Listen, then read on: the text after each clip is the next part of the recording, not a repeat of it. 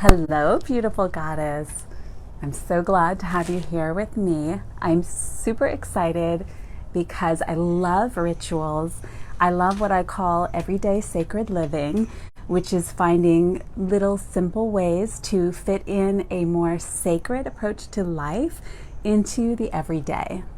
So today I wanted to share a very simple full moon ritual that busy people can do.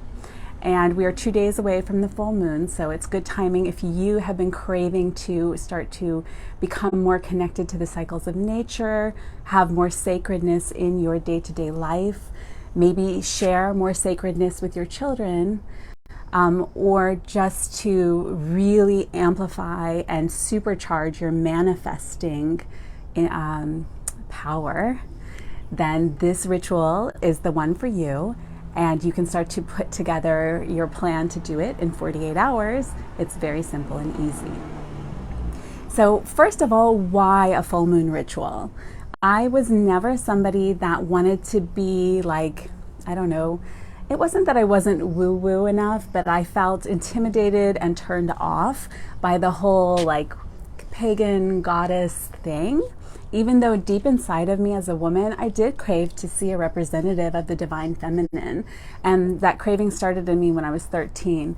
But as I went through my teens and 20s, I was much more like mainstream and I didn't get into those sort of things.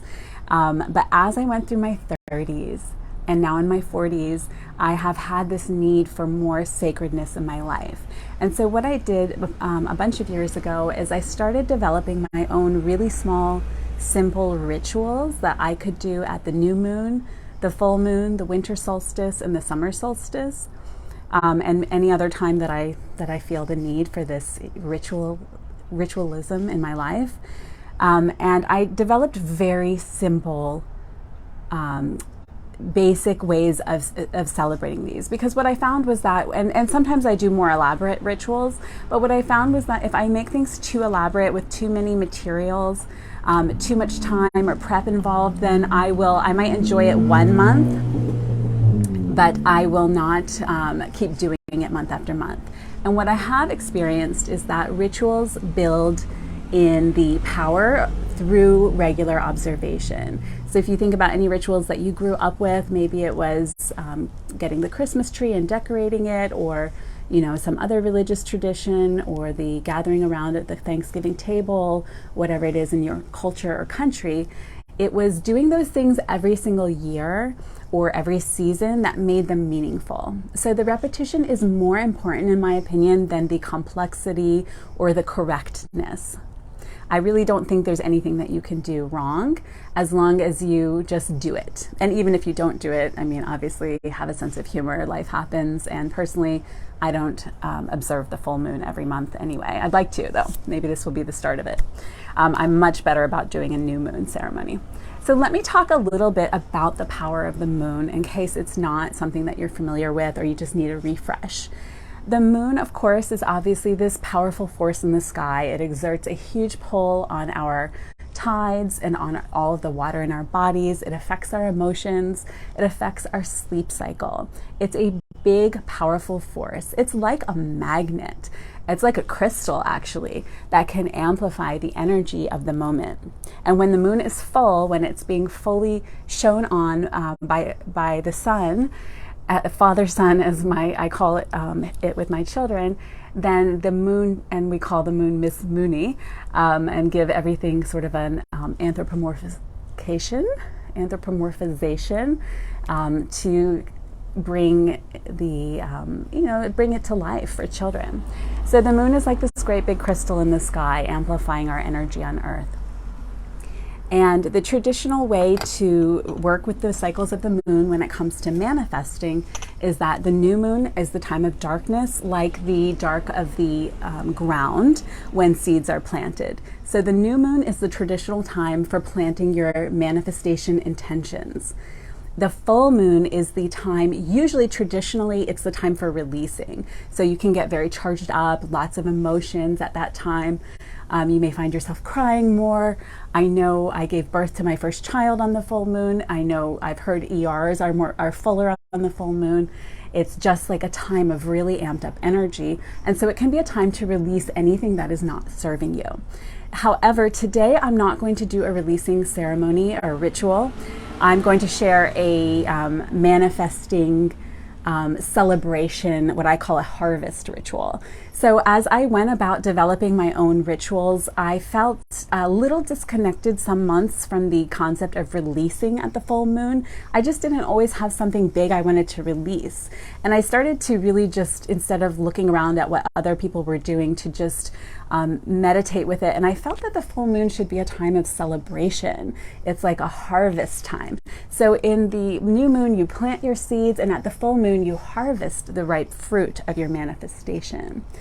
So I have developed this particular ritual for whenever you're feeling in the mood to celebrate and give gratitude, and you can use it to manifest. I will explain how in a moment. And then I would love to do another one some other month about the full moon releasing ritual, because it is very powerful and important when you have something huge to release.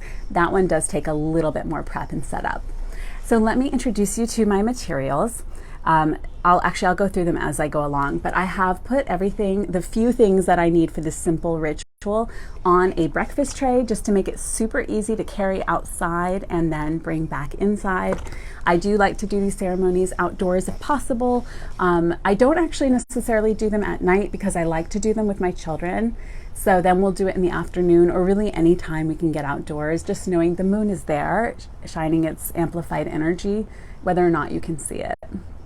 And then if my children aren't into it one month, which they often aren't, I'll just wait until they go to bed, and either myself and my husband, or just I, will go outside and do this little ritual. And it can take me 5 minutes, 10 minutes, but it's something that I've done, and then it's over. I'll wait until the school bus passes. I'm doing this on my porch because it's a rainy day. So if it's raining, finding a covered area, and if it's really not conducive weather outdoors, of course you can do it by a window and letting the moonlight shine in at you, or even just doing it anywhere indoors is better than not doing it. All right, so let's bring ourselves into more of a ritual space. And it is about calling all of your own energy that's kind of floating out and about, and busyness and going all over the place, calling it in to your body, calling back the energy, coming into this moment, and starting to move with a little slower, more graceful movements creates a feeling of magic. And it puts you in connection with the divine feminine. If you ever practice going about your house in a very fluid, graceful, slow way, you will not believe how magical it feels, and how much more of the feminine you start to channel through you. And it brings about a feeling of power in your ritual. I brought candles for ambiance, and always when I light a candle, I do ask to be blessed and to bless others. So, dear divinity, as I light these candles, please surround me with a protective, beautiful light, and extend this light and protection outward to my family, my neighbors, my city, my state, my country, and to the whole world.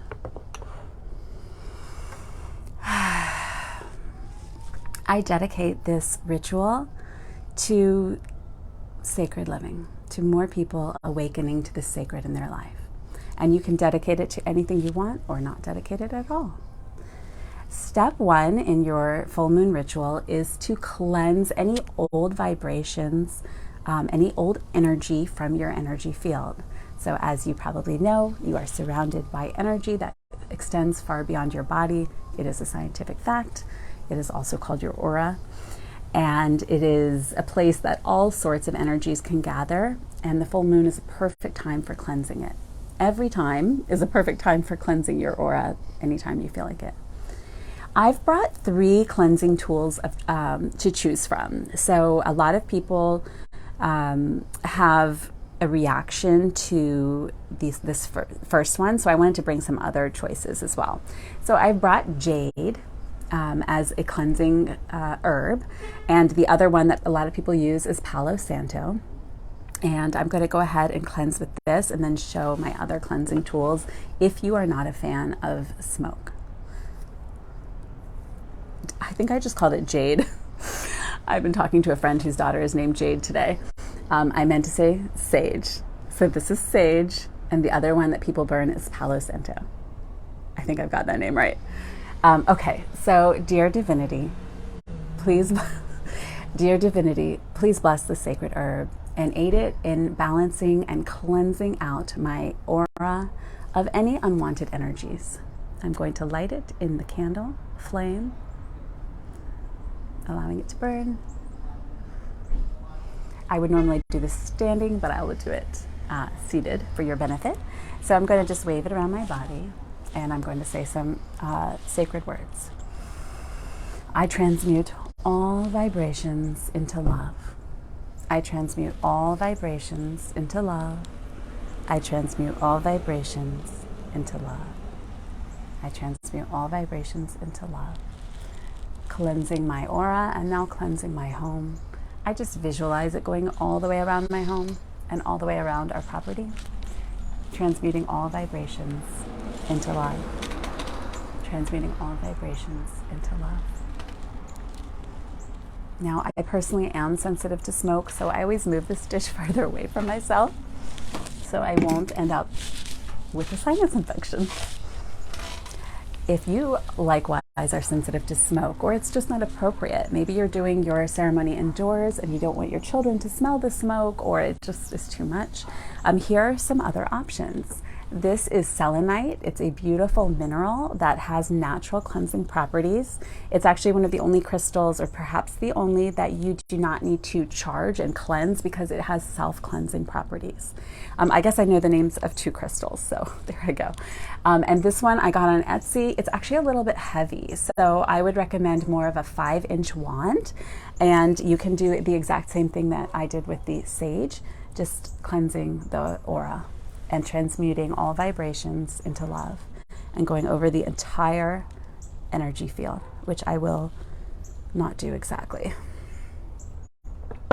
And the last choice I brought is a sound healing tool. So I was recommended this by my sound healer. It is charged to a specific healing frequency. I don't know what it is. I did buy it online, and she taught me to be a little unconventional and really bang it. So this is how we do it. I transmute all vibrations into love. I transmute all vibrations into love. Into love.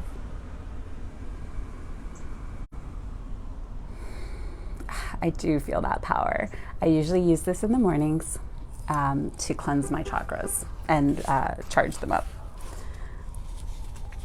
So step 1 is cleansing your energy field, and you can do this as often as you like, every single night if you want.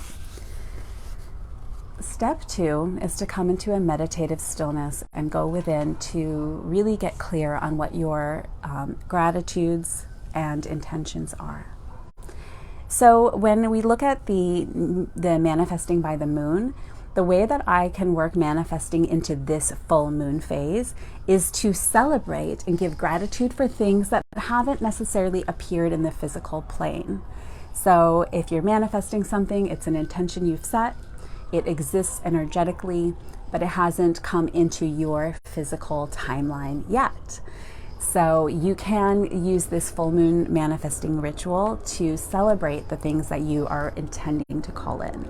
But it's really good to get very grounded and centered first. So let's do a heart-centered meditation very briefly, closing your eyes if you'd like to, and coming down into your heart center, meaning to drop your focus into your heart center, almost as if you have like a movie camera going down into your heart, imagining it from the inside, and then slowly, gently, without forcing it, breathing in and out of your heart center.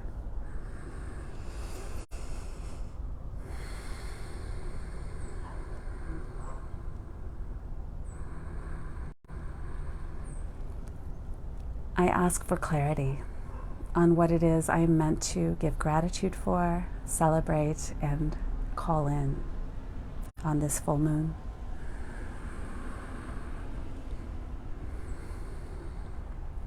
Now, during this part of the ritual, when my family is with me, we tell everyone that whenever you feel ready, you can go over to the table. I usually have a separate table, just like our regular patio table, where I have pieces of paper and pens set out. And so whenever anyone is ready to go and write down their gratitudes and intentions, they can do so. And for the full moon, we just keep our piece of paper. We don't burn it, which we do for the other full moon ritual, and we don't plant it in the ground, which we do in the new moon. So it's just something to keep as a record. And when I do it by myself, I write it in a little notebook so that I can just look back later and say, oh my God, that really happened now, So everyone will write down their gratitudes and intentions, and then coming back to the place where you've set up your main ritual space to read your intentions. And so I'm going to set an intention here of giving gratitude that although our modern world can feel very disconnected, there are so many of us who are really calling in the sacred into our everyday lives. We are bringing back the sacred to our human experience. So imagining that I've written it down from my records, I'm now going to hold the crystal to amplify my energy. And I'm going to state it like this, with a lot of power and conviction. By the light of this full moon, I do hereby give gratitude for the massive numbers of people who are awakening to the power of sacred living and who are calling in new ways of being and new ways of living that are more connecting and more powerfully alive. Thank you, and so it is.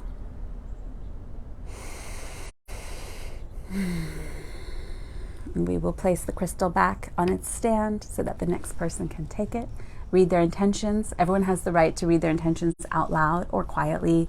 I always do mine out loud to set a good example that you don't need to be shy. You can really claim your power and claim your right to have these manifestations. And then it's simply a matter of closing out your ritual. Dear Divinity, thank you for this sacred time. I release my intentions and gratitudes unto the universe.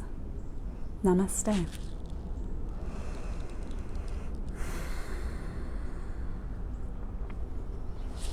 I hope that is helpful. And I'm excited to share some of my other simple, basic rituals and other times. If you are watching this on YouTube and you'd like to see more rituals, please subscribe, hit the notification bell, and give it a like, because that will tell the algorithm that you like this kind of video to give you more of it, and it will help other people like you find this material. And we can kind of spread this sacred living movement everywhere.